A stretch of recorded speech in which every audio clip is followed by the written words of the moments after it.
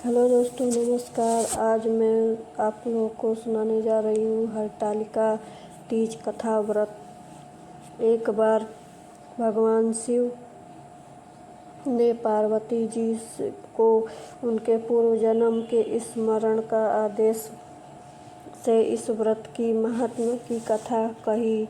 श्री भोले शंकर बोले, हे गौरी पार्वती, हिमालय पर्वत पर स्थित गंगा तट पर तुमने अपनी बाल्यावस्था में 12 वर्ष की अधोमुख होकर घोर तपस्या की थी। इतने अवधि तुमने अन्न न खाकर पेड़ों के भूखे पत्ते चबाकर व्यतीत किया। माघ की विकल्प शीतला में तुमने निरंतर जल से प्रवेश करके तप किया। वैशाखी का जल देने वाली गर्मी में तुम पंचगमी गर्मी से शरीर की तपस्या की। श्रावण की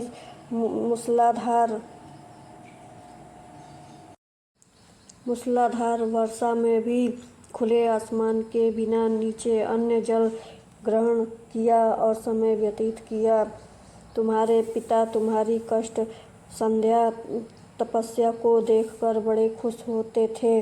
उन्हें बड़ा क्लेश होता था कि तब एक दिन तुम्हारी तपस्या तथा पिता के क्लेश को देखकर नारद जी तुम्हारे घर पधारे। तुम्हारे पिता के हृदय में अतिथि सत्कार करके उनकी आने का कारण पूछा। नारद जी ने कहा, गिरिराज, मैं भगवान विष्णु के भेजने पर यहाँ उपस्थित हुआ हूँ। आपकी कन्या ने बड़े घोर तपस्या किया है, इससे प्रसन्न होकर आपकी पुत्री का विवाह करना चाहते हैं। इस संदर्भ में आपकी क्या राय जानना चाहता हूँ। नारद जी की बात सुनकर गिरिराज गदगद हो उठे। उनके तो जैसे सारे क्लेश दूर हो गए। श्रीमन, यदि विष्णु मेरी कन्या का वरण करना चाहते हैं तो भला तुम्हें क्या आपत्ति हो सकती है। वे तो साक्षात ब्रह्मा हैं। हे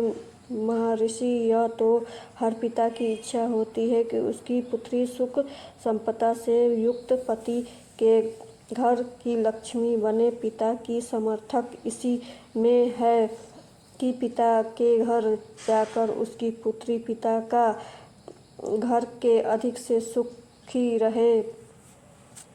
तुम्हारे पिता की स्वीकृति पाकर नारद जी विष्णु के पास आए और उनसे तुम्हारे ब्याह का निश्चय होने का शुभ समाचार सुनाया। मगर इस ब्याह संबंधित की बात सुनकर कान खड़े हो पड़े तो तुम्हारे दुख का ठिकाना न रहा।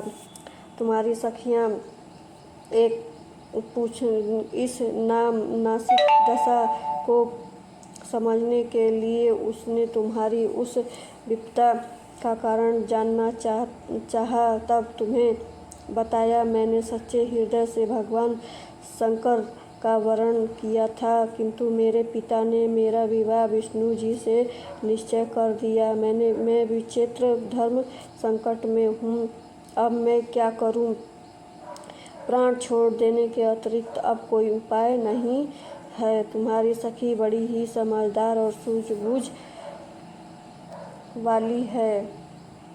उन्होंने कहा, सखी, प्राण त्यागने का कारण ही संकट मौके पर धैर्य से काम लेना चाहिए। नारी के जीवन की समर्था इसी में है कि पत्नी रूप में हृदय से सच्ची आस्था और एक निष्ठा के समक्ष तो ईश्वर को भी समर्पण करना पड़ता है। मैं तुम्हारे घनघोर जंगल में चलती हूँ, जो साधन स्थल भी हो, और जहाँ तुम्हारे पिता तुम्हें खोज न पाएं, वहाँ तुम्हारी साधना में लीन हो जाएंगे। मुझे विश्वास है कि ईश्वर अवश्य तुम्हारी सहायता करेंगे। तुमने ऐसा ही किया। तुम्हारे पिता ने तुम्हें घर पर न पाकर बड़े दुखी और चिंतित हुए। वह सोचने लग गए कि तुम जाने कहाँ चली गई। मैं विष्णु जी से उनका विवाह करने का प्रण कर चुका हूँ। यदि भगवान विष्णु बारात लेकर आएं और कन्या घर पर न हुई तो बड़ा अपमान होगा। मैं तो कहीं का भी नहीं रहूँगा, कहीं मुँह दिखाने लायक नहीं रहूँगा। यही सब सोच कर वो जोर जोर से तुम्हारी खोज की शुरुआत कर दी। दोस्तों, ये वीडियो पसंद आए तो आप प्लीज़ लाइक शेयर ज़रूर करिएगा। धन्यवाद।